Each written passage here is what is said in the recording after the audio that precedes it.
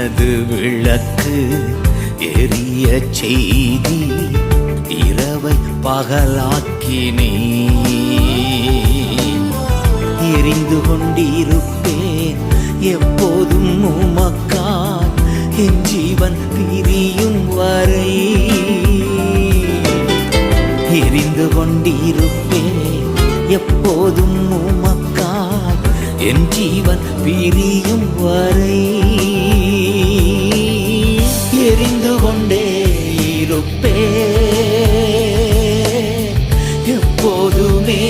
உமக்காய் என் ஜீவன் பிரியும் வரை எரிந்து கொண்டே இருப்பேன்.